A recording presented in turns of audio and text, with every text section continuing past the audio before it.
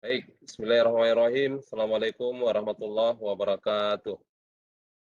Waalaikumsalam warahmatullahi wabarakatuh. Waalaikumsalam warahmatullahi Selamat wabarakatuh. pagi, salam sejahtera buat kita semua. Salam sehat tentunya ya. Baik, Bapak Ibu sekalian, hari ini tanggal 29 Agustus tahun 2022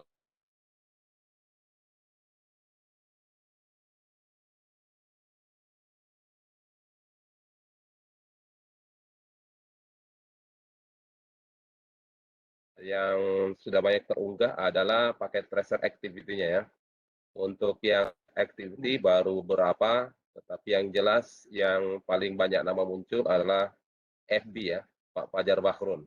Sepertinya Pak Fajar ini setiap ngupload, diupload ulang lagi ya. Kalau sudah modul 1 di-upload berikutnya namanya aja, nggak mesti diisi semua ya. Tapi nggak apa-apa, itu menunjukkan bahwa komitmen untuk mengupload tugasnya itu sudah berjalan.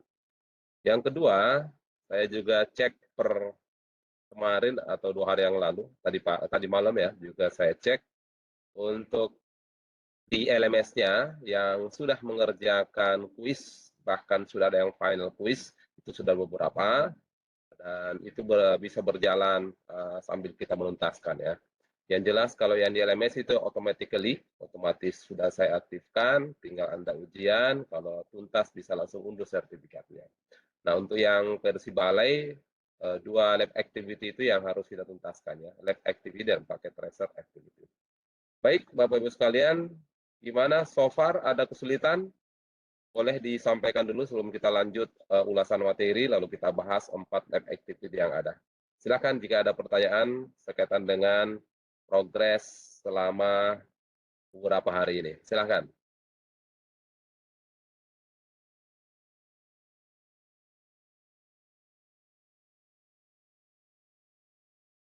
Aman? Tidak ada kendala ya? Baik Bapak Ibu sekalian, sambil teman-teman mempersiapkan Ubuntu-nya bagi yang ready dan punya device, saya mungkin paparkan materinya dulu secara singkat. Nanti kita akan sama-sama akan mencoba lab activity-nya. Dan kalau ada yang sudah ready, seperti Pak Fajar, Pak Ahmad Buhar, dan lain-lain, mungkin silakan resign untuk sesekali memandu ya lab activity-nya supaya teman-teman nanti bisa melihat. Baik, izin saya share screen dulu. Mau materi yang bahasa Indonesia atau bahasa Inggris? Nah, kembali saya tanyakan lagi ya. Nyamannya yang bahasa Indonesia atau bahasa Inggris? Boleh di chat atau di open mic. Bahasa Inggris?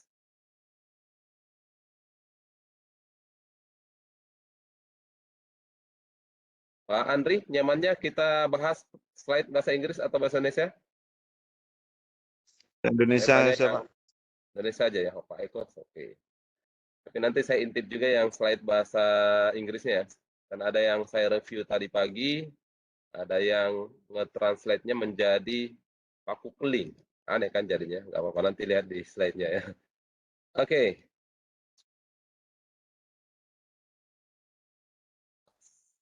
Share screen dulu.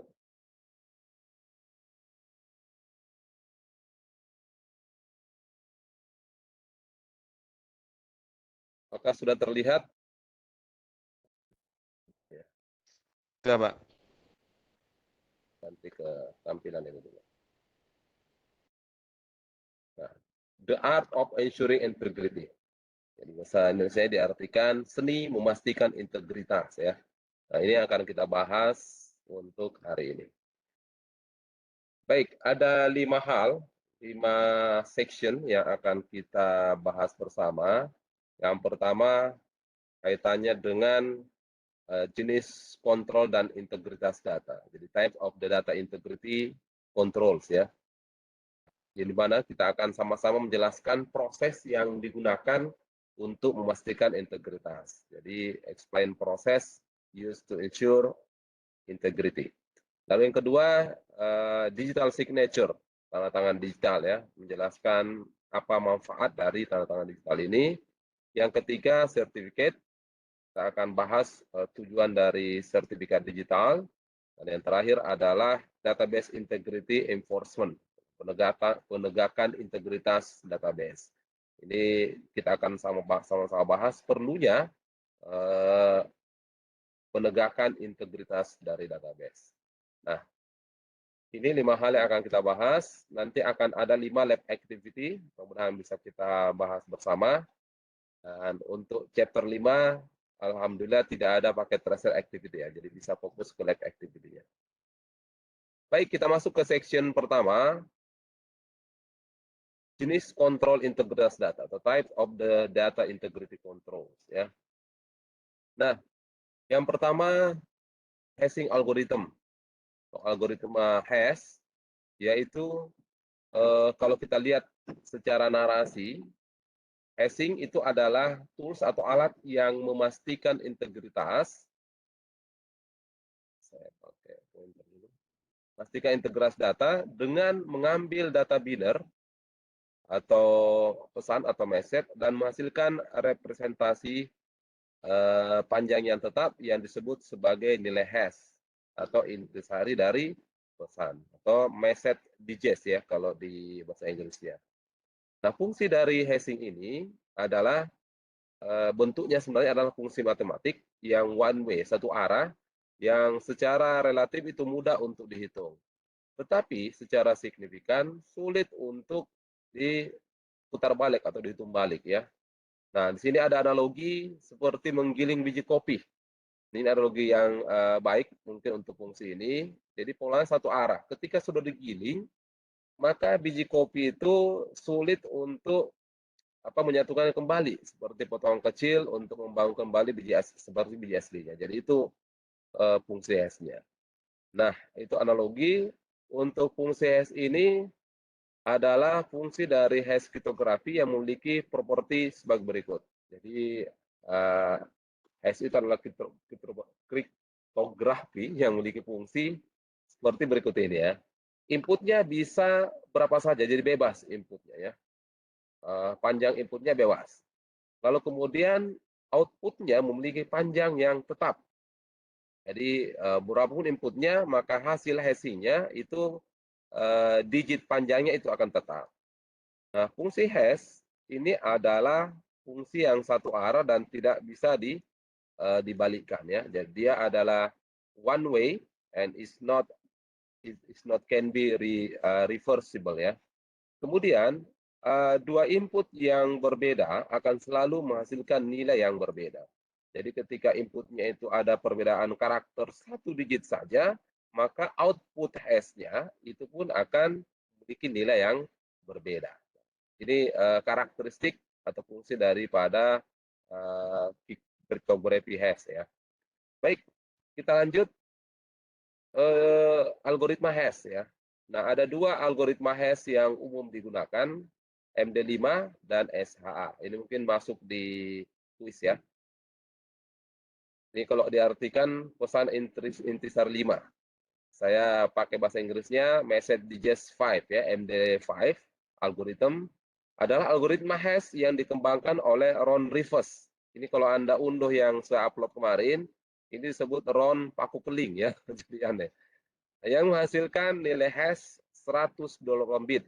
Jadi yang tadi dikatakan outputnya sama, jadi walaupun inputnya berbeda, itu selalu menghasilkan nilai panjangnya itu tetap sama. Jadi berapapun inputnya, outputnya itu memiliki panjang yang tetap. Jadi panjang outputnya itu selalu 128 bit untuk yang MD5. Yang kedua, algoritma hash ini aman. Jadi yang kedua, algoritma hash aman. Kalau di Inggrisnya sebenarnya adalah secure hash algorithm atau kita singkat SHA ya, SHA, dikembangkan oleh Institut Standar dan Teknologi Nasional, National Institute Standard Technology (NIST), dan dapat diimplementasikan dalam bentuk berbagai kekuatan ya atau beberapa form ya. Nah, string yang pertama SHA 224 atau 224 bit, dan yang 256 bit, lalu 384 bit dan 512 bit. Nah, ini yang dikembangkan. Jadi it can be any length ya, inputnya panjangnya bebas. hash function ini kemudian berfungsi satu arah. Nah, ini yang kemudian panjangnya selalu sama berdasarkan standarnya, berdasarkan jenis algoritmanya. Kalau MD5 128, kalau SHA ini bergantung dari panjang bitnya. Nah, lalu ada salting atau pengasingan ya, salting. Bukan salting salah tingkah ya, tapi salting fungsi algoritma. Jadi salting ini digunakan untuk membuat hashing lebih aman. Nah, jika dua pengguna memiliki kata sandi yang sama, mereka juga akan memiliki nilai hash kata sandi yang sama. Nah, salt atau salting ini merupakan string karakter acak, merupakan input tambahan, jadi ditambahkan ke kata sandi sebelum dilakukan hashing. Nah, hasil dari hash yang ditambahkan salting ini yang akan berbeda untuk dua kata sandi yang ditentukan pada gambar. Jadi misalnya hashnya itu adalah password yang dimasukkan, password ya, sama-sama password, ditambahkan salt, ada karakter string yang dibuat acak, sehingga hash value-nya itu menjadi berbeda. Panjangnya tetap sama, tapi nilainya menjadi berbeda. Nah, fungsi salt ini ilustrasinya seperti itu ya. Kemudian kita lanjutkan. Ada HMIC atau hamak ya. Hamak ini untuk memperkuat algoritma. Jadi fungsinya strengthening yang memperkuat algoritma hashing dengan menggunakan secret key ya. Ada kunci rahasia tambahan sebagai input ke fungsi hashnya. Jadi ada dari plain text ini ditambahkan lagi secret key, maka secret key. Nah, untuk penggunaan Hamek ini lebih memberikan garansi keamanan ya dengan adanya autentikasi. Di integritinya lebih terjamin ya, ensuring ya. Lalu Hamek ini juga menggunakan spesial algoritma yang menggabungkan kombinasi dari fungsi hash kriptografis dengan secret key atau kunci rahasia seperti yang ditentukan pada gambar. Jadi ini kombinasinya. Jadi data yang ada padanya plain text-nya ditambahkan secret key, lalu menggunakan hash function didapatkanlah output-nya ya, string output-nya. Itu untuk hash function, jadi ada 3 tipe ya minimal berdasarkan algoritmanya. Ada yang langsung di hash, ada yang pakai salting, lalu ada yang pakai secret key. Baik, yang kedua adalah digital signature ya, atau tangan-tangan digital. Nah, mungkin ini yang mulai kita luruskan ya, tangan-tangan digital itu bukan tanda tangan manual yang kita scan lalu disematkan dalam dokumen digital, lalu itu disebut tangan-tangan digital. Itu masih gambar yang digitalkan, tanda tangan yang dibuat gambar dalam bentuk digital, bukan konsep daripada tanda tangan digital. Baik, kita lihat bersama tanda tangan dan hukum atau signature dan law ya. Tanda tangan digital ini memberikan fungsi yang sama seperti tanda tangan tulisan tangan untuk dokumen elektronik. Untuk dokumen elektronik. Nah, tanda tangan digital ini digunakan untuk menentukan apakah seseorang itu mengedit dokumen setelah pengguna menandatanganinya.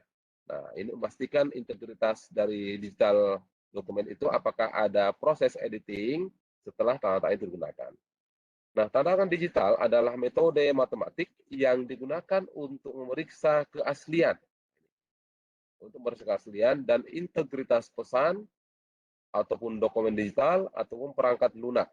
Jadi ini untuk memastikan bahwa belum ada perubahan ya setelah itu ditandatangani. Nah,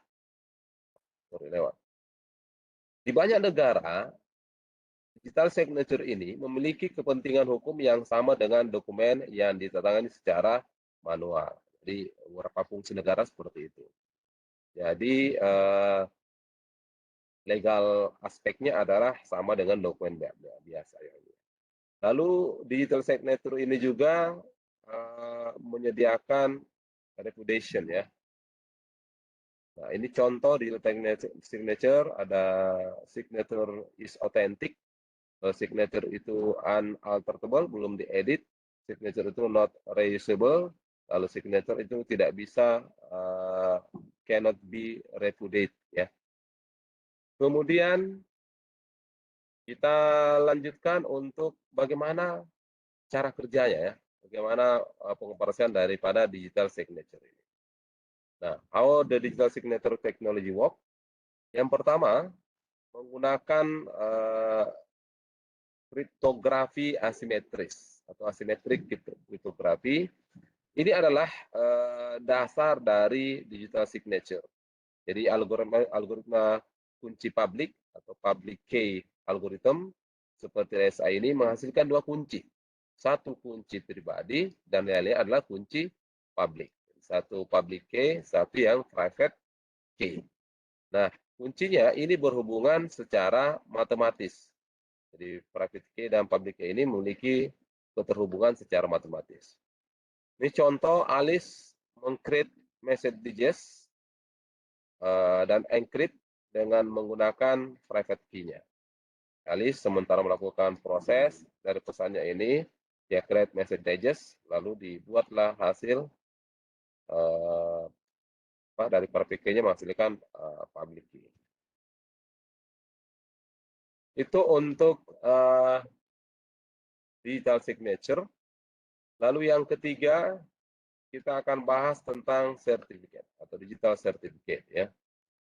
Untuk sertifikat ini adalah basic daripada digital certificate. Jadi sertifikat digital ini setara dengan paspor elektronik ya. Jadi elektronik paspor.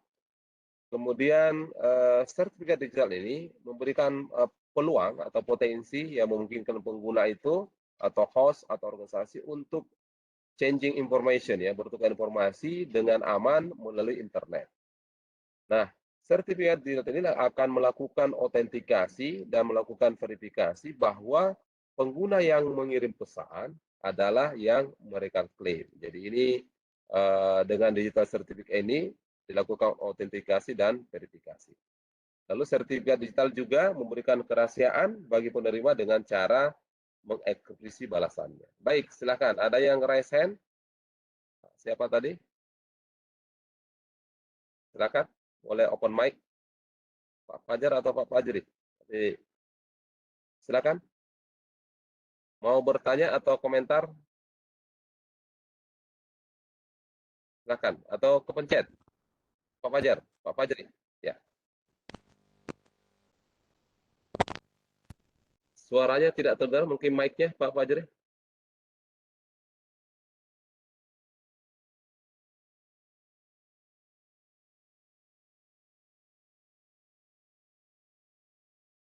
Ada kendala?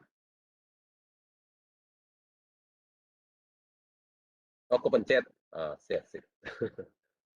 Oke, saya izin lanjut kalau gitu ya. Kita coba.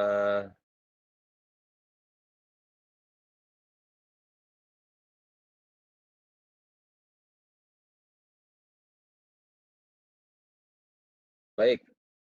Nah, sertifikat digital ini juga memberikan kerahasiaan bagi penerima dengan cara melakukan enkripsi terhadap balasan pesannya ya.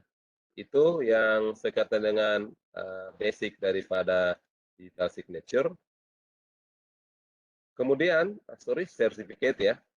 Sertifikat ini juga banyak yang bisa digunakan. Yang pertama kita lihat karakteristiknya ya dalam membuat sertifikat digital. Yang pertama, sertifikat digital ini harus mengikuti standar ya, must be follow the standard. Jadi strukturnya itu mengikuti standar sehingga entitas manapun itu dapat membaca dan memahaminya terlepas dari penerbitnya. Jadi kalau ikut standar maka semua bisa paling memahami ya. Bayangkan kalau nanti beda standar. Misalnya di X.509, inilah standar untuk konstruksi sertifikat digital. Jadi X0509 ini dan infrastruktur untuk public key atau kunci publik. Nah, public infrastruktur PKA yang digunakan untuk mengelola sertifikat digital. Nah, PKA adalah policy atau kebijakan peran dan prosedur yang diperlukan untuk membuat, untuk mengelola, untuk mendistribusi dan menggunakan, menyimpan serta mencabut sertifikat digital. Nah, ini. Kalau yang kami lakukan di kantor, kami mirip seperti itu, tapi masih menggunakan semacam barcode. Lalu barcode ini kami simpan di server kami, sehingga nanti ketika Anda ingin mengecek integritas daripada sertifikatnya, ya harus match nanti, terdapat nanti di sertifikatnya. Jadi masih lebih sederhana. Nah, itu salah satu cara kami mengecek integritas daripada sertifikat diklat yang dikeluarkan, ya. Kita lihat apa saja entitas yang diakomodir di standar ini, ya. Ada version number-nya, lalu ada serial number yang tentu unik ini, ya, kalau serial number-nya. Lalu kemudian ada sertifikat algorithm identifier, lalu ada issuer name, kemudian validasi periode atau waktunya, lalu ada subject name, subject public key information, lalu issuer unique identifier, kemudian subject unique identifier, dan ada extension serta CS digital signature. Nah, di Kemendikbud beberapa pejabat itu sudah memiliki digital signature sendiri. Jika tanda tangan manualnya itu tidak bisa dilakukan. Jadi salah satu nanti Anda ngecek keaslian daripada undangan misal dari Kemdikbud adalah salah satu ngecek digital signature-nya nanti. Baik, yang keempat kita akan bahas tentang database integrity enforcement, ya, atau penegakan integritas dari basis data. Nah, untuk integritas dari basis data, database ini menyediakan berbagai atau cara yang biasa untuk menyimpan, mengambil, dan menganalisis data. Jadi ini adalah teknologi yang untuk memudahkan kita ketika mengelola data, kita bisa menyimpan, kita bisa mengambil atau melakukan analisis ketika kita buatkan query dan seterusnya misalnya, ya. Lalu, karena pengumpulan data itu meningkat seiring kebutuhan, lalu kemudian bertambah jumlahnya dan seterusnya, kompleksitasnya juga makin beragam, pola analisisnya juga makin sensitif. Ini menjadi hal yang perlu diamankan, ya, karena tadi bersifat lebih sensitif dan penting bagi teman-teman nanti ketika menjadi profesional keamanan cyber untuk melakukan protecting, ya, melakukan pelindungan, melindungi basis data yang jumlahnya terus bertambah. Kalau di tingkat sekolah, apa yang terus bertambah? Jumlah siswa, database nilai dari masing-masing siswa, dan seterusnya, ya. Nah, data integrity atau integritas data ini mereferensi atau mengacu pada yang pertama akurasi. Di data itu ada kata integritasnya kalau dia itu akurat. Lalu data itu juga akan integritasnya terjaga kalau dia itu konsisten, terjaga konsistensinya. Lalu reliable, ya, atau kanal datanya itu terjaga dan tersimpan di dalam database. Jadi ini yang ingin kita pastikan. Setelah Kemudian pelajaran ini, masih lanjutan daripada database integrity, ada 4 rules yang menjadi boundaries atau menjadi batasan saya pulang dalam database integrity, ya. Yang pertama adalah entity integrity atau integritas entity. Nah, semua baris ini harus memiliki pengidentifikasi unik yang disebut sebagai kunci utama, ya. Coba saksi. Ada pertanyaan? Aldi. Baris si Pak Aldi itu Andri. namanya.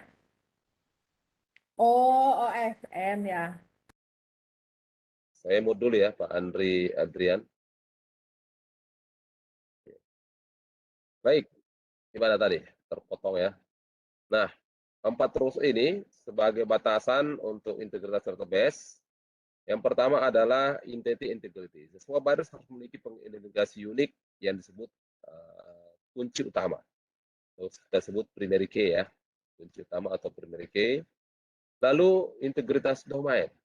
Nah, semua data yang disimpan dalam kolom itu harus memiliki format dan definisi yang sama di index domainnya.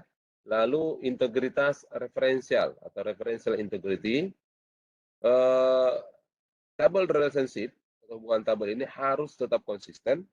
Oleh karena itu, pengguna tidak dapat menghapus catatan yang terkait dengan orang lain.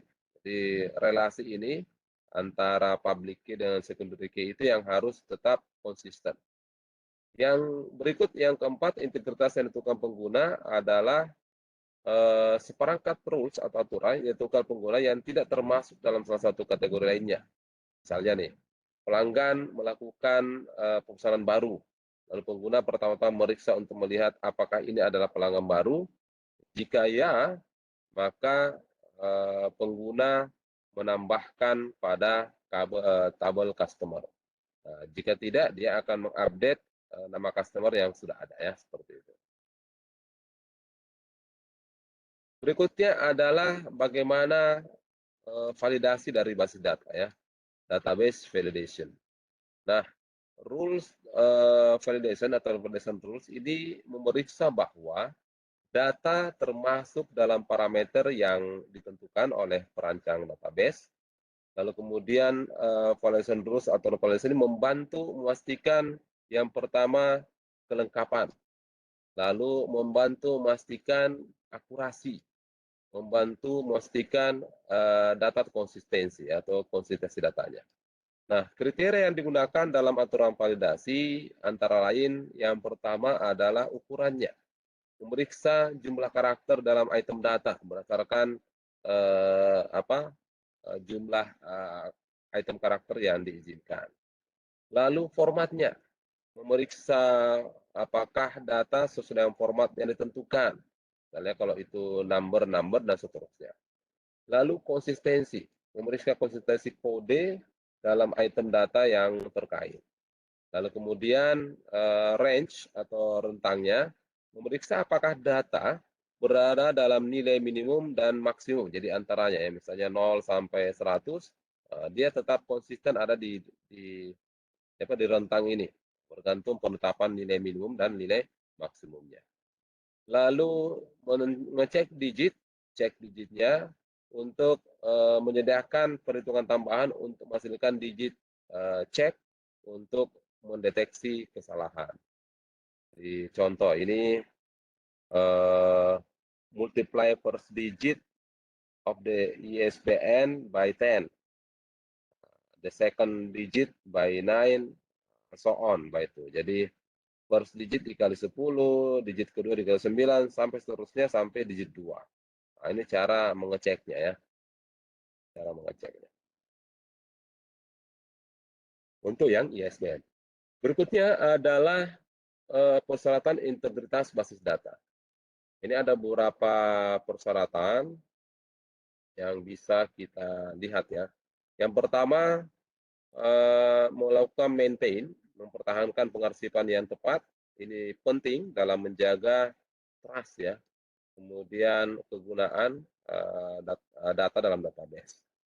Kemudian ada tabel yang berisi catatan field dan kemudian juga data dalam setiap bidang yang membentuk database. Nah, untuk menjaga integritas dari sistem pengarsipan basis data, pengguna ini harus mengikuti rules tertentu yang sudah ditentukan ya. Untuk integritas entitas, ada aturan integritas yang mengatakan bahwa setiap tabel harus memiliki public key ya, atau kunci utama, primary key, sorry. Dalam kolom, primary itu dalam kolom ya, atau kolom yang dipilih untuk menjadi kunci utama itu harus unik atau bukan null. Jadi untuk menjadi public key, primary key ini harus memiliki karakteristik unik, tidak boleh null. Nah, null dalam database ini menandakan bahwa nilai yang hilang atau tidak diketahui. Nah, integritas entitas memungkinkan pengorganisasian data yang tepat untuk rekaman tersebut. Baik, kita lanjutkan kembali untuk persyaratan database integrity ya. Yang berikutnya adalah pemeriksaan integritas. Ini penting lainnya adalah integritas referensial yang menghubungkan antara foreign key, kunci asing, atau foreign key dalam satu tabel ini mereferensi kunci utama di tabel kedua.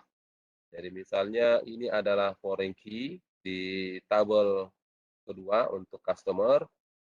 Foreign key ini menjadi sebenarnya adalah merupakan primary key di tabel satu, ya misalnya sini inventory. Jadi referensi untuk foreign key ini adalah data dari customer ini mereferensi ke inventory. Oh ternyata Smith dengan account ini, emailnya ini telah melakukan order untuk item 01 dan seterusnya. Nah untuk melihat jenis barangnya, ini kelihatan di tabel ordernya berapa jumlahnya, cost-nya berapa, lalu deskripsinya juga muncul. Nah, ini yang untuk persyaratan integritas masih data berikutnya. Kemudian masih lanjutan dari itu untuk integritas domain ya. Nah, integritas domain ini memastikan bahwa semua item data dalam kolom termasuk dalam sebuah nilai valid yang ditentukan. Nah, setiap kolom dalam tabel memiliki kumpulan nilai yang ditentukan seperti kumpulan semua nomor untuk nomor kartu kredit misalnya, nomor jaminan sosial, atau alamat email. Nah, membatasi nilai yang ditetapkan ke instan kolom itu atau atribut memperlakukan integritas domain. Nah, ini yang dilakukan. Menegakkan atau enforce integrity domain ini dapat sesederhana memilih tipe data yang benar, yang panjangnya sesuai, atau format kolomnya itu yang sesuai. Nah, misalnya di sini SSN ya, 243 must have a 9 integrated integer ya, harus memiliki 9 nilai integer. Oke, formatnya seperti ini. 3 digit dipisah, 2 digit, lalu 4 digit, lalu enter or modified by customer only, hanya bisa diakses, dimasukkan atau diedit, dimodifikasi oleh customer, harus divalidasi. Ini karakteristiknya. Untuk credit card number misalnya must be have 16 integer. Jadi 16 integer, formatnya seperti ini, 44 dipisah 4, lalu kemudian enter out by modified customer only, lalu juga harus divalidasi. Kalau email address misalnya must have no more than 128 characters, jadi tidak lebih dari 140 karakter. Formatnya seperti ini. Ada penghubung dari nama emailnya, lalu keongnya ini, lalu 4 karakter, dot 3 karakter ya. Sini contohnya tortor@audio.com. Lalu enter and modified by customer only, validate by email response ya. Ini proses validasinya. Baik, itu yang untuk section 4. Kita pindah ke summary ya. Kita lihat summary-nya, apa saja yang sudah kita bahas. Sorry, lewat. Ringkasan bab atau summary. Jadi di chapter 5 ini, bab 5 ini kita menyajikan art integrity ya, yang digunakan untuk memastikan bahwa data itu tetap tidak berubah oleh siapapun atau apapun selama siklus hidupnya. Saat dia dikirim, saat diterima, dan seterusnya. Di chapter ini juga kita memperkenalkan jenis tools atau control integrity, termasuk misalnya algoritma hashing, kemudian password salting, penggaraman kata sandi ya, jadi aneh, password salting, lalu key hash message authentication code, key hash message authenticator AMIAC ya, singkatan dari key hash message authentication code. Kalau diartikan kode autentikasi pesan hash berkunci. Lalu yang berikutnya alat-alat atau tools yang menyediakan cara bagi spesialis keamanan cyber untuk memverifikasi keaslian pesan dan dokumen. Lalu pada chapter ini juga kita diskusi tentang penegakan integritas pada database, lalu memiliki sistem integritas data yang terkontrol dengan baik, teridentifikasi dengan baik, dan meningkatkan stabilitas kinerja dan pemeliharaan sistem berbasis data. Itu untuk materi kita di chapter 5. Silahkan kalau ada pertanyaan sebelum kita coba masuk ke lab activity-nya ya. Silahkan jika ada pertanyaan Bapak Ibu sekalian.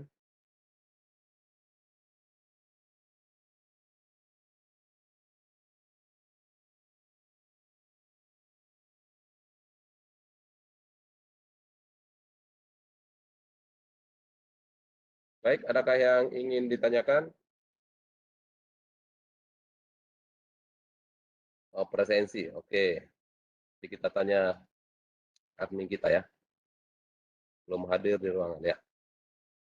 Silakan ada pertanyaan? Pak Fajar mungkin ada tambahan? Pak Bayu, Bu Lina, Bu Melani, silakan. Saya sambil cek lab activity-nya. Apakah Ubuntu saya sudah ready?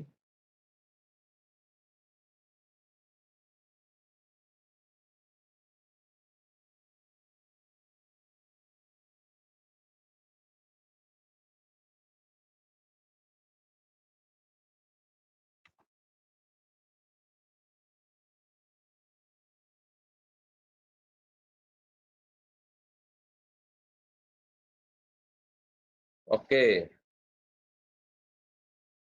Kalau tidak ada pertanyaan, kita coba beberapa lab activity yang ada ya. Yang pertama, using digital signature. Yang kedua itu 534 using yang kita harus pakai Ubuntu lab remote access 534. Kemudian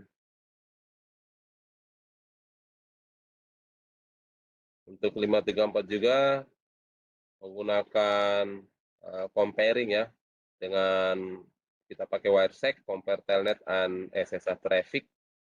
Kemarin juga sudah ya kita simulasi yang ini di paket tracer. Kemudian berikutnya ini lab yang pertama sebenarnya adalah password cracking ya. Ini sudah harus pakai Ubuntu sebenarnya. Oke. Saya share dulu 5124 ya. Kita apresiasi labnya. Apakah sudah terlihat? Nah, ini lab password cracking. Objektifnya use a password cracking tools to recover a user password. Nah, background skenario-nya adalah there are 4 user account. Jadi ada 4 user account, si Alice, Bob, Eve, dan Eric yang ada pada Linux system. You will recover this password using John the Ripper. Wah, pakai istilah John the Ripper ya. An open source password cracking tool. Jadi nama tools yang kita pakai adalah John the Ripper. Kebutuhannya adalah PC dengan Ubuntu 16 desktop sudah terinstall pada VirtualBox atau VMware Virtual Machine. Lalu kita diminta untuk membuka terminal Ubuntu-nya, login di Ubuntu, dimintanya pakai bersama password masing-masing ya, tadi installnya. Lalu kita diminta mengklik icon terminal ini ya, kayak command prompt-nya di Windows. Lalu kita diminta menjalankan John the Ripper. Kita diminta untuk John the Ripper, locate ini di CD download. Nah, ini harus kalau tidak nanti unduh dulu ya John the Ripper-nya. Lalu cara running-nya seperti ini. Di command-nya download John yang versi 1.8 dengan perintah sudo sudo /active password. dan seterusnya. Nah, ini bentuk capture screen-nya. Nah, ini perintah ini akan melakukan combine pada etc password, di mana user account yang tersimpan ini pada etc shadow file, di mana user password tersimpan ini akan dimasukkan ke file baru bernama my password ya. Jadi password yang ada di unshadow etc file ini akan disimpan di my password. Saya masih running ini ya, Ubuntu-nya. Lalu kemudian step 3, merecover password. Nah, kita akan mengetik perintah ini di command line terminal kita masing-masing. Download /john -1.8.0/run, kemudian John shadow my password. Nah, /John shadow my password, double garis ya. Nah, ini yang didokumentasi ini adalah belum ada proses crack password pada langkah ini ya. Yang berikutnya adalah command prompt. Kita enter perintah begini di command prompt di terminalnya. John word list sama dengan password list. Ya, rules-nya adalah my password format clean. Nah, di perintah ini pada program John Reaper, terus kita menggunakan predefined dictionary atau kamus yang sudah dibuat disebut password .lst, di mana standar set dari predefined rules ini untuk melakukan handling dictionary dan retrieve semua password hash ya pada MD5 crypt dan juga crypt type. Nah, resultnya seperti di bawah ini. Dia akan ditampilkan password pada setiap account. Contoh ini ya, di load 8 password yang sudah di hash dengan 8 different salt, crypt generic crypto tree dan seterusnya. Tekan V atau Ctrl C untuk membatalkan ya. Nah, untuk Eric ini passwordnya password 1. Bob itu 12345, Alice itu 123456, Cisco itu password, If itu password. Nah, oke, ada 5 yang account yang sudah menunjukkan passwordnya. Lalu kemudian ada command prompt enter following command. Di command prompt kita masukkan lagi perintah ini, show my password. Nah, setelah muncul ini, maka sebenarnya ini yang akan diperlihatkan. Nah, ada pertanyaan. Ada berapa jumlah password yang di-crack ya? Silakan. Kita bisa open ini untuk referensinya.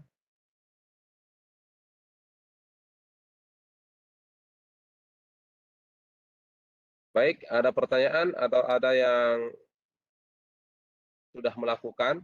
Boleh menampilkan hasilnya? Silakan. Oh, Ubuntu saya masih proses ini. Mungkin karena sambil online ya, saya lakukan di satu komputer saya lumayan ngap-ngapan nih laptopnya ya. Silakan jika ada pertanyaan. Pak Fajar, Pak Novian mungkin ingin demonstrasi? Monggo, Pak Fajar. Tapi ini aman ya. Kalau Ubuntu-nya sudah install, ini step by step-nya harusnya jelas ini ya. Aman, Pak. Aman ya? Oke, Pak Fajar aman. Yang lain aman? Tapi harus dicoba, makanya harus install Ubuntu dulu ya. Oke, saya masih, waduh tadi udah restart Ubuntu-nya nih. Oke, kita bahas berikutnya paket tracer kedua ya. Oh, lab activity yang kedua. Itu aman, yang kedua Oppo nih. 5224 ya, 5224. Sebelum lanjut tadi berapa yang di crack, Pak Fajar? Pertanyaannya, how many password will crack?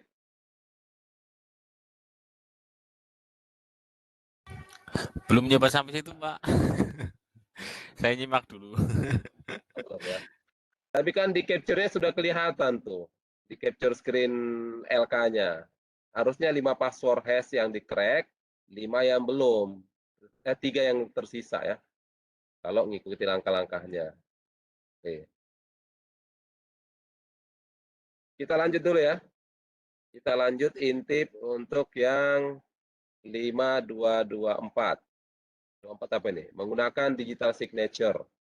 Saya sharing screen dulu. Oh, sorry.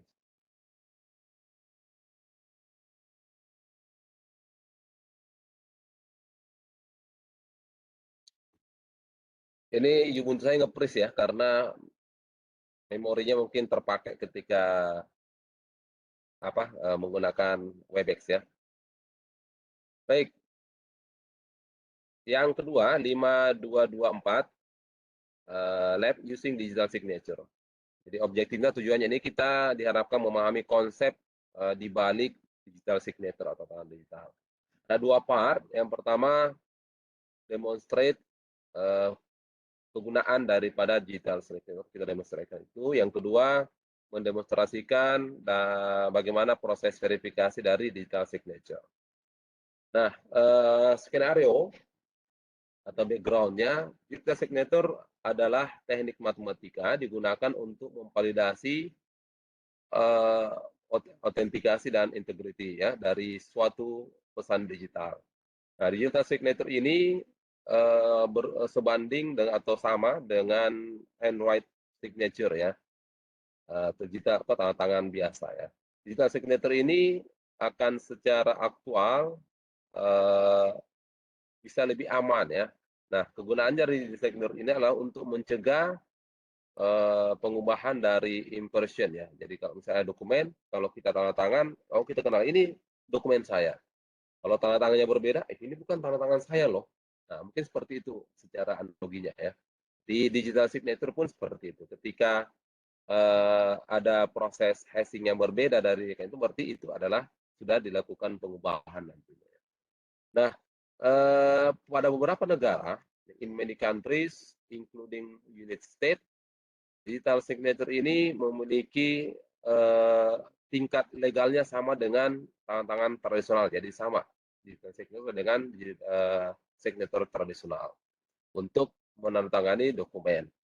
Di Kemdikbud pun kita sudah berbasis 2 dokumennya yang setiap pejabat itu memiliki digital signature dan ada juga yang masih menggunakan tanda tangan basah ya.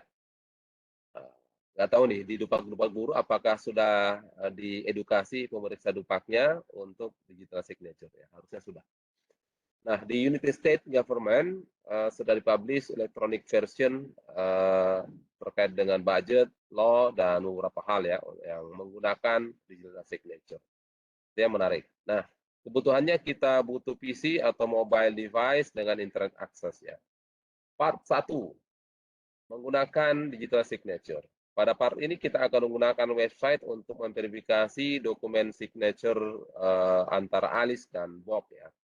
Alice dan Bob ini share pair dari public dan private key RSA key-nya. Setiap dari mereka menggunakan private key mereka untuk menandatangani dokumen legal ya, legal dokumen. Kemudian mereka mengirim dokumen itu ke Alice ke Bob, Bob ke Alice. Keduanya, Alice dan Bob ini memverifikasi setiap dokumen yang tertangani dengan public key. Nah, mereka juga harus sepakat untuk berbagi public key eksponen untuk kalkulasi. Nah, itu skenario-nya untuk part 1. Nah, tabel berikut ini adalah public RSA key-nya. Lalu yang kedua adalah private RSA key-nya. Dan public eksponennya adalah 10001 ya. Ini punya siapa nih? Oke. Nah, signature dokumen. Alice menandatangani legal dokumen dan mengirim ke Bob menggunakan RSA public dan private key yang seperti di bawah ini.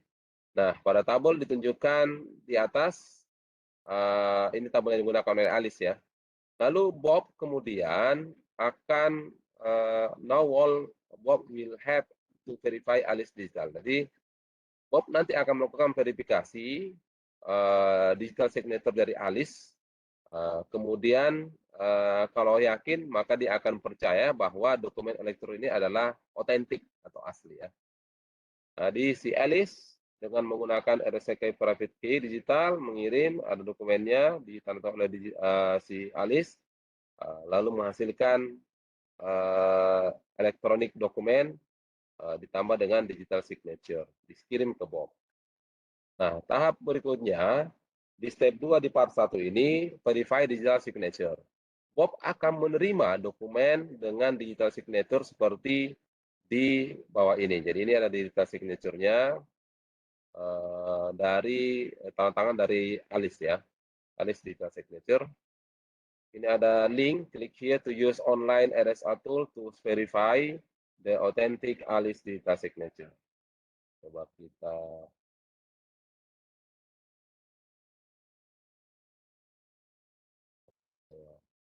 lanjutkan untuk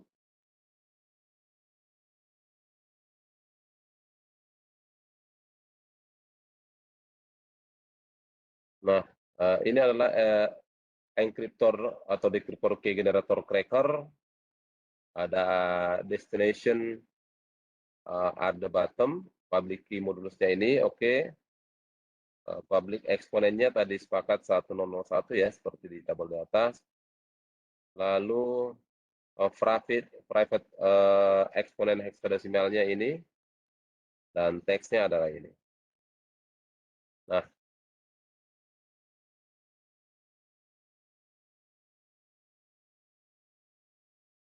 copy paste public dan private key dari tabel 1 di atas kepada public modulus dan private exponent box pada website.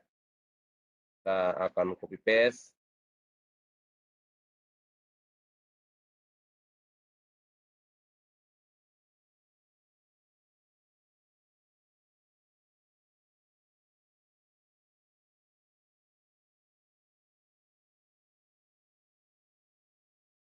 Public modulus.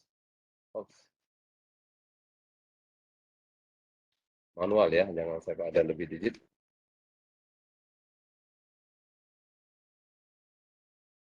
Ini browser saya. Paste di sini, oke. Kemudian tadi digitnya 101 ya. Oke, sudah selesai. Kemudian apalagi yang kita make sure oke.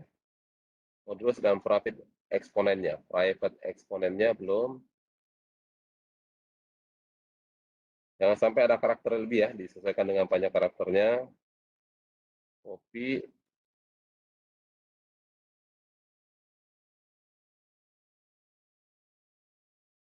Oke. Kemudian setelah itu, apalagi yang diminta, paste Alice digital sector dari table 2 yang ada pada box di label pada website. Kita masukkan ya. Mana digital ini table 2 ya. Data ini yang kita masukkan.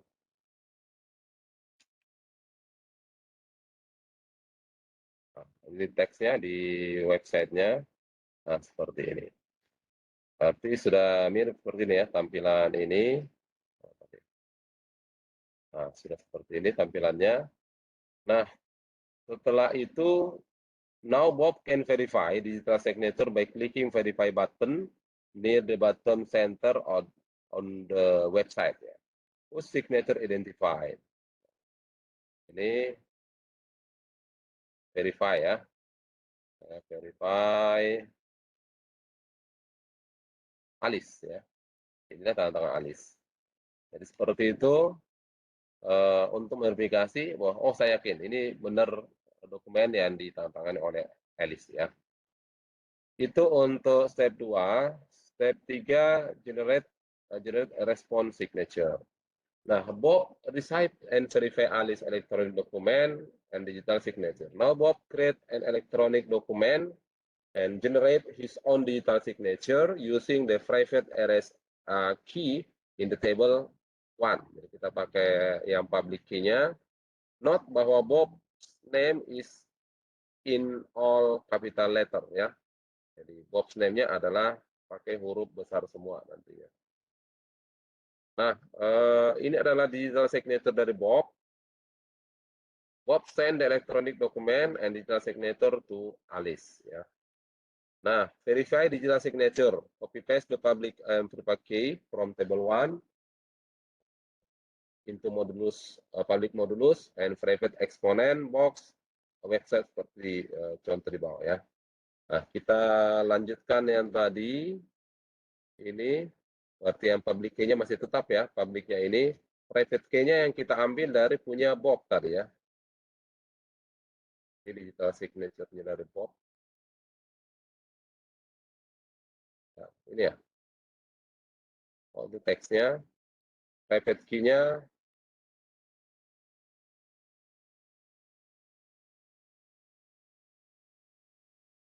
tabel 4. Mana tabel 4? Nah, ini tabel 4 ya. Copy.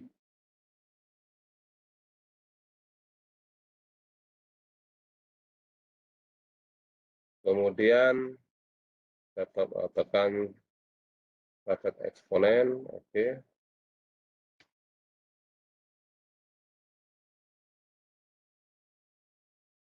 Kita diminta untuk menekan verify ya.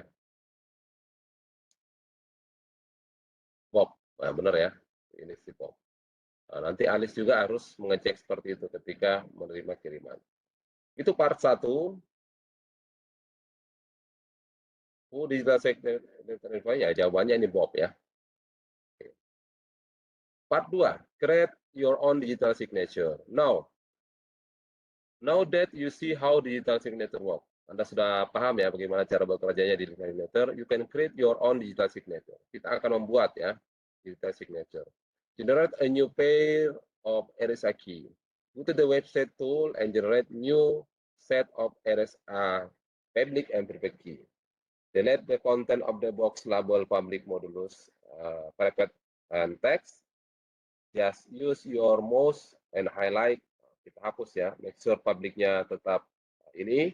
Lalu kita generate a new set RSI key by clicking the generate button near the bottom right of the website. Lalu kita copy ke tabel 5 ya. Ini yang kosong kita isi di sini. Oke, kita generate yang baru. Ini kita hapus. Ini kita hapus. Kita hapus ya. Nah, generate ini ya. Lihat, kita generate. Nah, muncul yang baru. Nah, ini menjadi modulus public modulusnya. Kita paste di sini. Belum tercopy ya. Copy.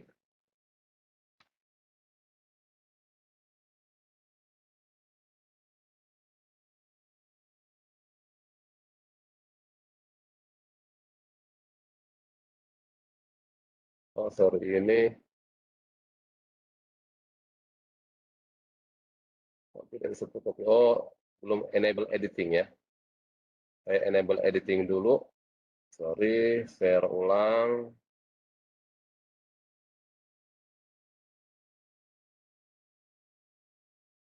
Oke, sudah.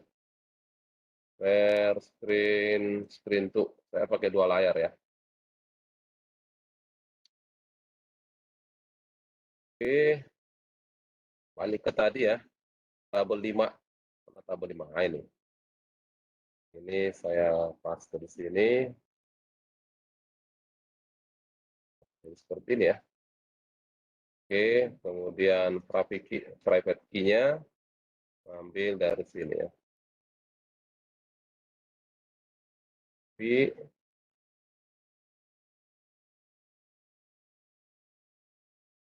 Nah, ini private key-nya dan public key-nya. Now type in your full name into the box label text and click sign. Kita tuliskan nama kita di sini. Nanti ada capture ini ya, biar kelihatan nanti ya. Saya tuliskan misalnya Imran Sirong misalnya ya. Anda tuliskan nama Anda di situ. Lalu klik sign ya. Klik tanda tangan, mana sign-nya. Nah ini ya. Maka ini adalah digital signature saya. Ini digital signature-nya telah dilakukan kombinasi antara modulus public key-nya dan private key-nya dengan public exponent ini, menghasilkan teks ini. Nah, nanti saat saya mengirim dokumen, ini akan dimasukkan ya di teksnya. Kita lanjut kembali, masukkan personal digital signature-nya. Nah, personal digital signature-nya adalah ini.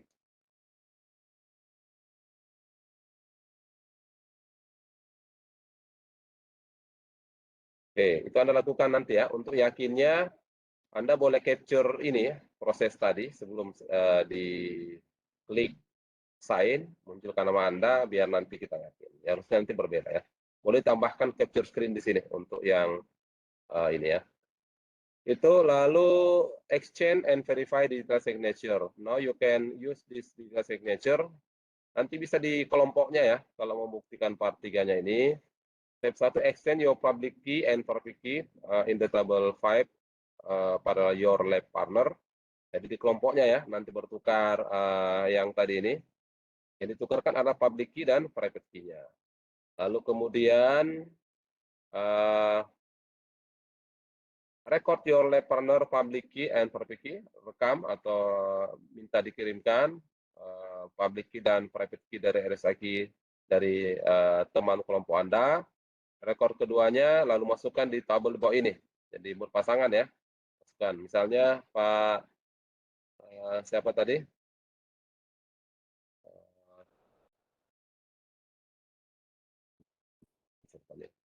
Misalnya Pak Ahmad Sahrir pasangan dengan Aisyah. Nanti saling tukar ya, saling tukar. Lalu now exchange their digital signature from their table 6. Jadi dari tabel 6 tadi ini yang ini punya saya, Anda masukkan di sini, tukarkan. Ini berarti punya lawannya, teman-temannya ya, yang diambil tadi. Lalu verify lab partners digital signature-nya. Untuk verify lab partner digital signature, pass his or her public and private key pada appropriate box di modulus di website ya. Copy paste di sini public dan private-nya. Lalu kemudian masukkan juga digital signature-nya di label text ya. Di sini masukkan digital signature-nya.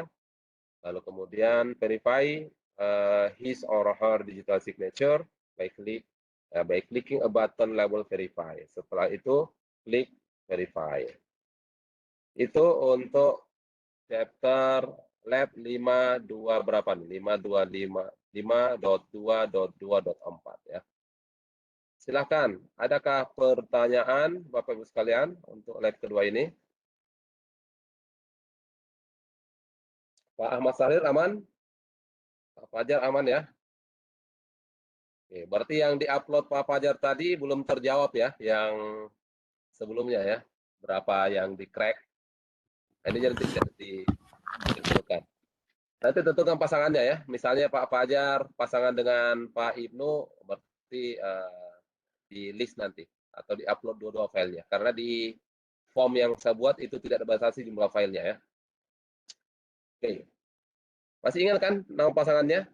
Tapi in case nggak dapat pasangan, boleh nanti sepakatnya pasangan dan siapa. Tapi kalau boleh di 5 orang di dalam rotasi itu ya, rotasi pasangannya. Sudah dibuat grup itu, Mbak. Pertanyaan? Kemarin yang buat Pak Imran kah? Saya kirim lagi ya nanti. Iya. Nah, iya.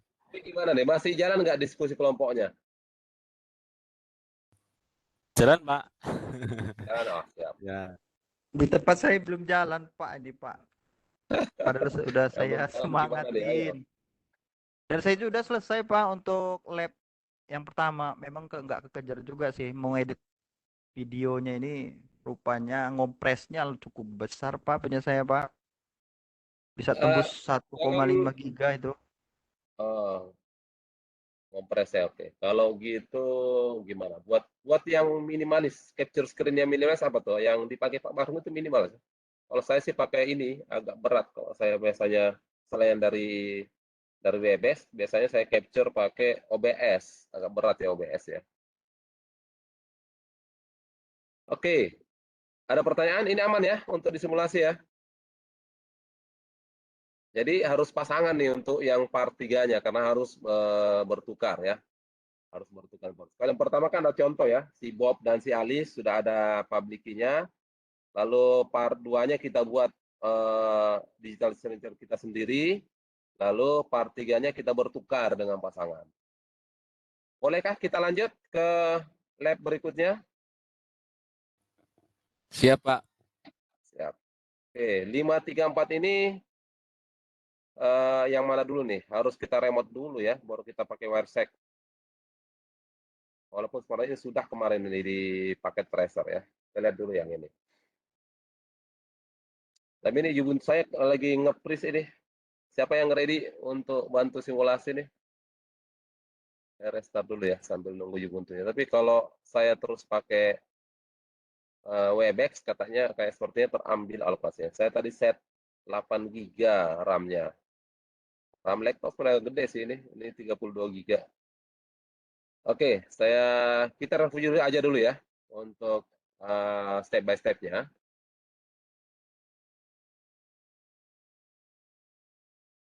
Untuk yang lab activity seperti ini, kalau Anda mau capture screen juga ini bagus ya. Siapa tahu nanti bisa mengangkat popularitas YouTube Anda ya. Oke.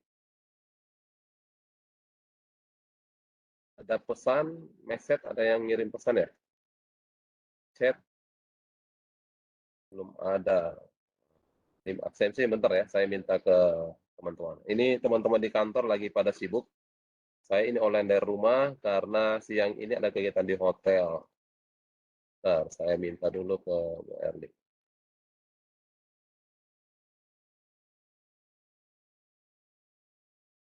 Ops, saya soft share dulu ya. Lihat chatting saya. Oke, sampai jam berapa nih?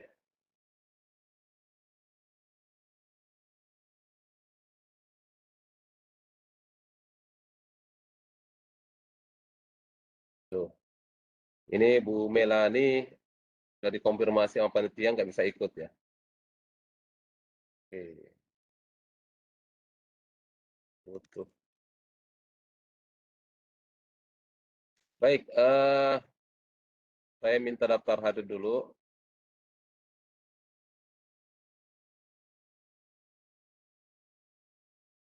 Ternyata host kita ada kedukaan ya. Punya lagi sakit neneknya ya.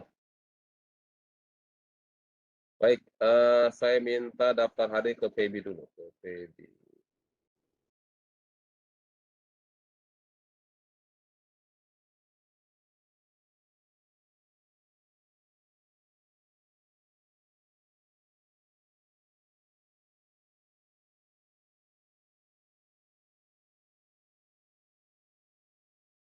Baik, sampai remote ya ini ya. Oke. Absen sementara mudah-mudahan bisa segera ya. Kalaupun tidak nanti di-share di grup. Berarti bonus hari ini bisa dilihat oleh yang tidak ikut pun ya. Baik, lab remote access. Objektifnya kita akan compare antara SSH dan Telnet untuk accessing remote host ya. Skenario-nya, kita akan menggunakan SSH dan Telnet untuk membangun koneksi antara remote connection ke host ya. SSH adalah secure method untuk remotely accessing host. Nah, Telnet ini lebih tidak aman ya, kurang aman untuk metode akses ke host. Nah, yang dibutuhkan adalah PC dengan Ubuntu minimal ini 16.04 desktop, lalu yang sudah terinstall di VirtualBox ataupun VMware. Nah, kita diminta untuk membuka terminal Ubuntu, berangkat user account masing-masing, dan terbuka. Waduh, masih nge-freeze. Saya restart lagi Ubuntu-nya.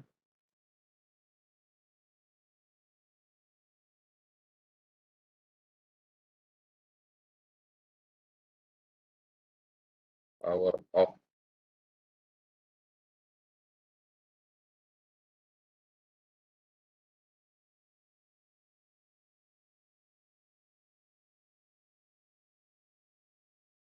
Nah, setelah Anda login, kembali seperti biasa masuk ke terminal yang gambar seperti command prompt ini. Lalu lakukan telnet ke localhost ya. Perintahnya seperti biasa, telnet localhost. Kemudian akan diminta login account ya. Login account seperti ini. Masukkan password Cisco, password atau disesuaikan dengan login Anda ya. Nah, setelah itu masuk, kita sudah sukses kalau sudah seperti ini ya, ke telnet ke mesin kita sendiri ya, di telnet ke mesin sendiri ya di VirtualBox-nya. Kemudian berikutnya kita di command prompt ketik perintah exit ini untuk keluar dari session telnetnya ya. Kita sudah balik ke mesin sendiri. Kemudian SSH ke localhost. Sama di prompt kita ketik SSH localhost. Passwordnya seperti tadi. Masukkan passwordnya. Kalau di sini mesin ini pakai password Cisco. Anda sesuaikan dengan mesin Anda ya. Lalu kemudian jika sudah masukkan password, maka akan kelihatan seperti ini. Nah, ini menandakan sudah login kepada mesin kita sendiri ya, dengan menggunakan remote login SSH. Nah, kita kemudian akses remote host. Nah, pilih pasangan lagi, seperti tadi ya. Lalu saling bertukar network adapter ya. Ini kalau lokal ini ya. Nah, untuk seperti ini kita harus membuat virtual mesin, masuk ke mesin, setting, lalu klik network, kita aktifkan network address translation-nya ya, untuk membuat bridge adapter, tunggu sampai dia terhubung, lalu kita cek IP address-nya dengan memasukkan perintah seperti ini. If config ya, bedanya kalau di Windows, dia IP, kalau Windows, ini pakai F ya, if config. Nah, setelah masukkan perintah if config akan muncul identifikasi IP address-nya, internet address, broadcast address, MAC address, dan seterusnya.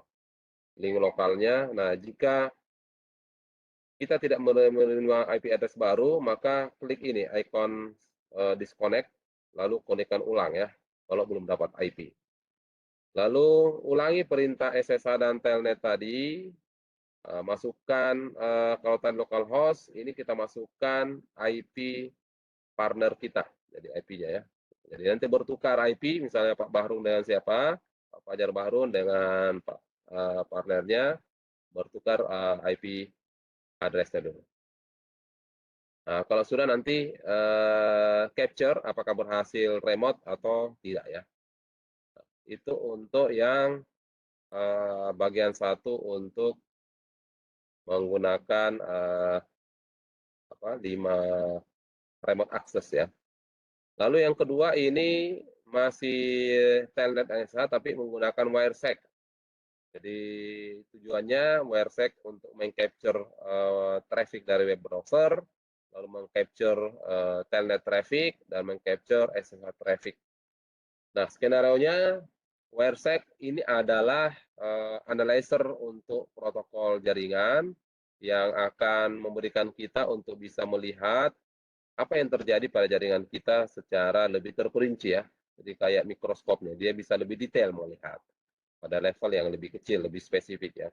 Nah, kita bisa mengcapture paket, lalu kita simpan dalam bentuk offline untuk kita analisis nantinya. Nah, wiresec ini termasuk tools yang melakukan inspeksi secara lebih mendalam pada ratusan protokol pada jaringan. Pada lab ini kita akan melakukan wiresec dengan mengcapture dan menginspek web traffic menggunakan telnet traffic dan SSH traffic. Nah, kebutuhannya ini adalah PC dengan CVLAM ini harus kita download ini ya. Di CVLAM saya nanti carikan filenya yang kita install di VirtualBox. Yang saya upload kemarin ternyata untuk course yang lebih tinggi ya, bukan untuk ini. Saya akan unduh sebentar. Atau nanti Anda bisa masuk ke resources ya, harusnya ada nih. CSE Lab Virtual Machine ya. Nah, yang pertama kita akan open terminal window pada CSE Lab ya. Jadi ini harus kita running dulu di VirtualBox atau VMware. Lalu kita launch CSE Lab VMware-nya, double klik pada terminal icon, lalu explore WireSec Protocol Analyzer. Nah, kita jalankan sudo WireSec, lalu passwordnya untuk Cisco password. Nah, setelah itu di bawah listing interface kita pilih beberapa, lalu klik capture, lalu start ya. Nah, dari menu ini ada alternatif untuk kita klik shark icon, jadi ada icon shark pin, di mana WireSec ini akan mulai melakukan capture ya. Saya masih ada WireSec-nya, versi Windows-nya ya. WireSec, ini ada.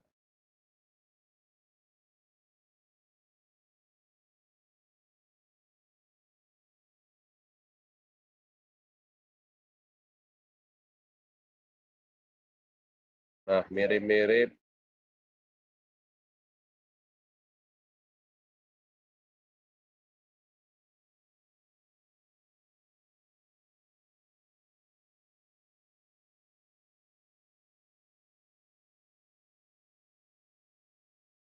sorry.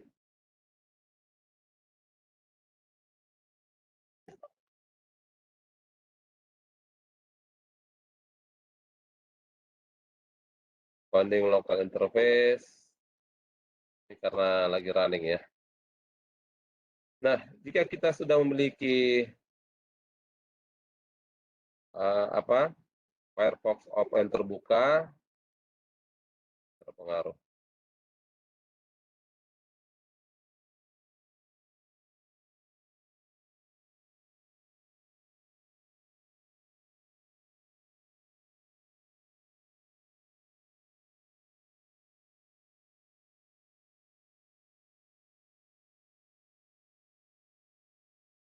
Oke, WireSec-nya terpengaruh.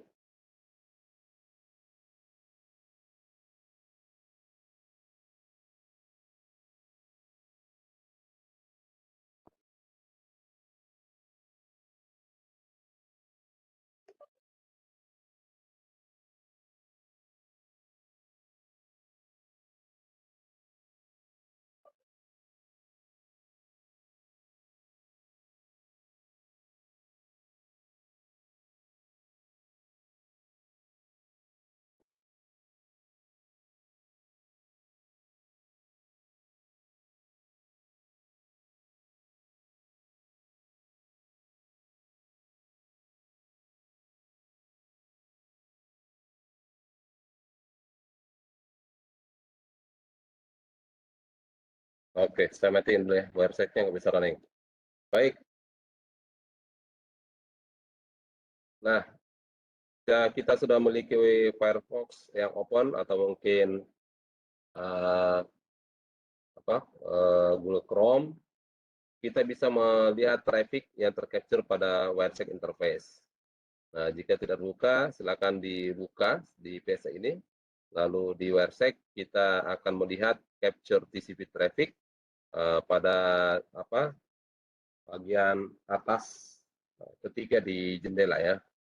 Nah, ini caranya untuk kembali ke WireSec, kita bisa klik capture stop untuk berhenti ya. Ini ada beberapa fitur ya, filter field yang bisa kita gunakan dengan menggunakan tombol pada keyboard. Misalnya untuk apply display filter di bagian toolbar ada, lalu untuk packet list pane bisa kita lihat no number, time-nya seperti apa dan seterusnya. Nah, ini contoh capture analysis untuk unencrypted traffic telnet. Ini hasil capture-nya telnet localhost trying password Cisco, jadi kelihatan nanti user dan passwordnya kalau kita pakai telnet. Ya, dia plain text-nya tidak terencrypt ya. Kemudian kalau menggunakan SSH seperti ini contohnya, passwordnya tidak terlihat ya. Ini last login. Kemudian ya ada pertanyaan nih nanti di enter exit untuk keluar, atau WireSec. Oke, nggak ada pertanyaan, lebih kepada petunjuk ya. Ini sorry tidak bisa demonstrasi masalah di WireSec saya dan di Ubuntu juga tidak, tapi ini sekarang lewat Ubuntu ya WireSec-nya. Baik, ada pertanyaan untuk ini? Silahkan Bapak Ibu. Pertemuan kemarin tidak presensi, ada presensinya kemarin ya. Yang hari ini yang belum ready ya. Saya masih minta kontak ke tim panitia.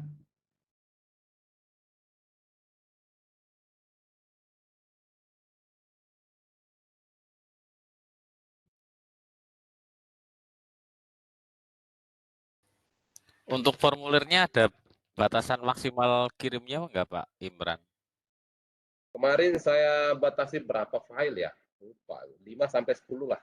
Saya pakai yang akun dari Kemdikbud yang belajar.id, agak gede size-nya. Jadi kalau misalnya Pak Wahrul saya lihat kan sudah misalnya ngirim file pertama, ketika masuk file kedua ngirim ulang lagi, nggak usah diulang. Nah, double-double saya lihat di Google Drive saya. Tapi nggak apa-apa, masukku masih gede kok size-nya. Nanti kan akan saya download semua, saya cek sama-sama. Tadi sudah saya cek beberapa, ada yang sudah oke, ada yang ya harus di adjustment lagi ya. Videonya mungkin beberapa uh, nanti malam ini saya akan mulai nonton video ya, yang enggak pakai video. Tapi intinya saya senang beberapa teman-teman sudah melakukan ya, upload dan seterusnya. Ya. Ada pertanyaan lagi? Silakan.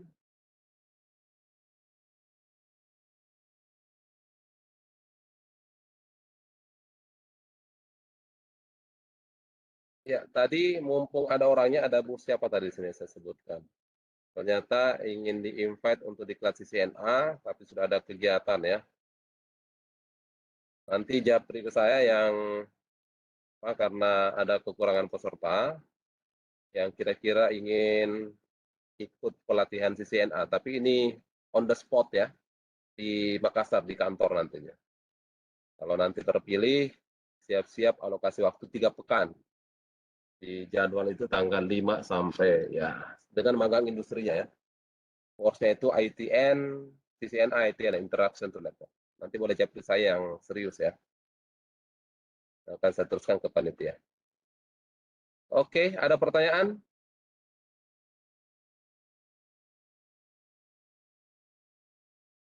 Kalau tidak ada, berarti untuk sesi hari ini cukup dulu. Saya ada beberapa hal yang akan saya cek di tugas-tugas Bapak Ibu sekalian. Chapter 5 ini cenderung lebih santai ya. Beratnya itu install Ubuntu-nya kalau device kita terbatas ya. Saya masalahnya karena alokasi memori yang agak berat ya. Saya belum restart komputer ini beberapa hari, jadi mungkin virtual memori yang terpakai juga gede ya. Nanti kita cek. Ada pertanyaan Pak Fajar Wahrun, Pak Yogi, Pak Ibnu, Pak Adi, silahkan kalau ada pertanyaan. Adakah teman-teman kepala sekolah yang kadang berkirim surat? Nah, boleh sudah mulai pakai ini ya. Pakai digital signature. Memastikan bahwa dokumen yang Anda kirim benar-benar dokumen Anda.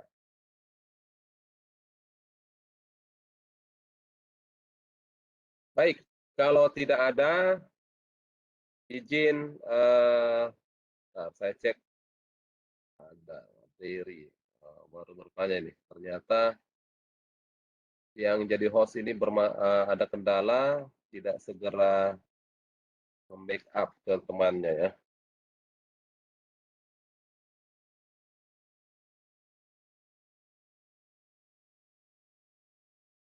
Oke, sudah ada yang berminat nih, sesi offline. Oke,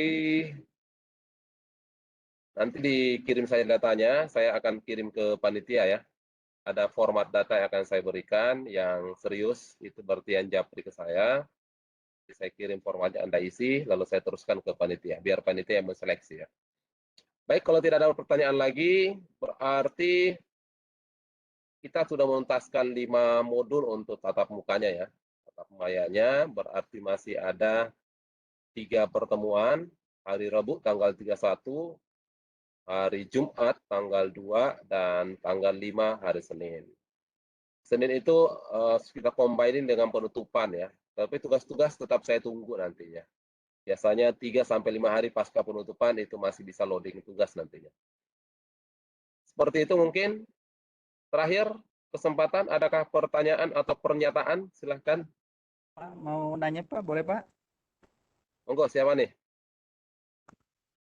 Saya Pak Pak, Yogi, Yogi silakan, Pak. Pak Yogi. Ya, Boleh nanya Pak? silakan. Ya. Ini Pak, nanya berkaitan dengan tugas.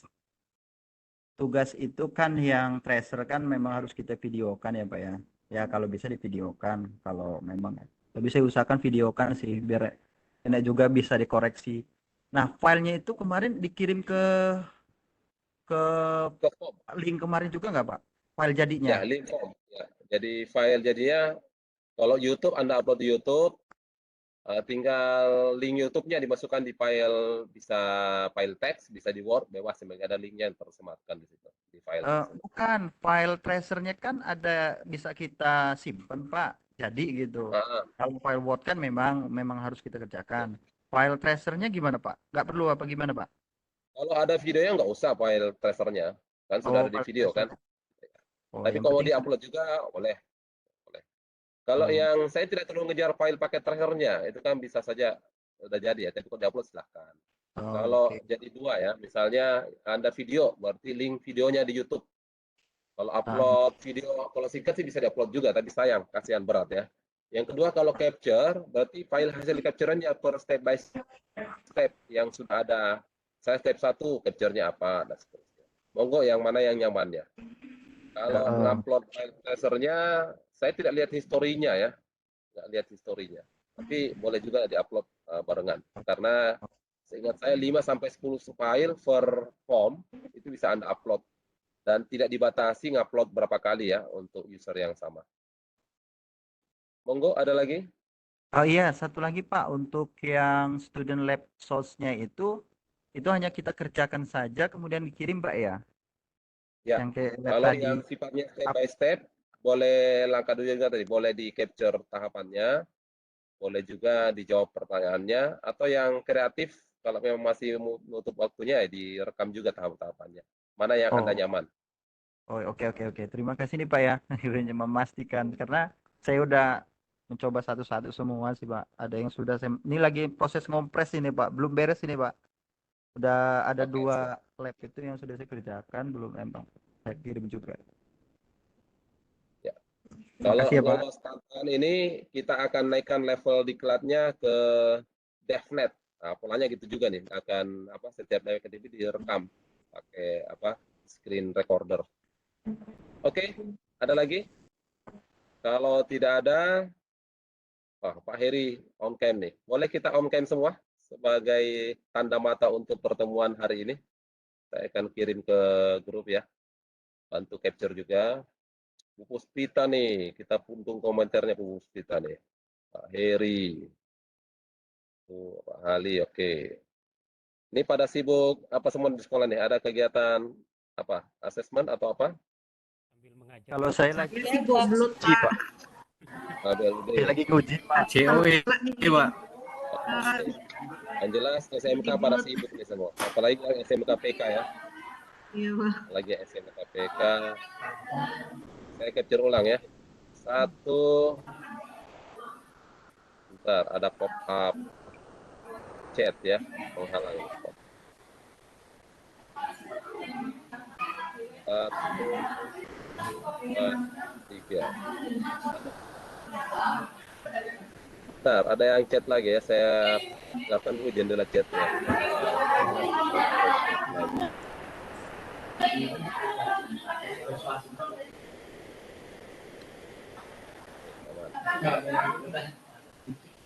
Oke, ulang. Ini kita ulang lagi capture-nya.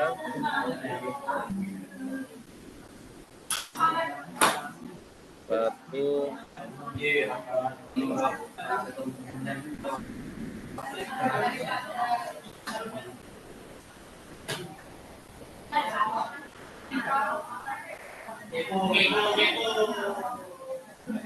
2, 3.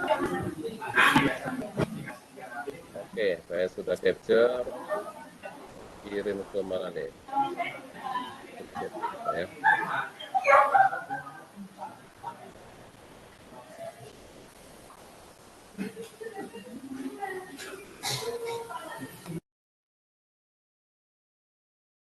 Oke, saya pikir demikian. Terima kasih Bapak Ibu yang tidak sempat tercapture, boleh kirim capture-nya di grup juga.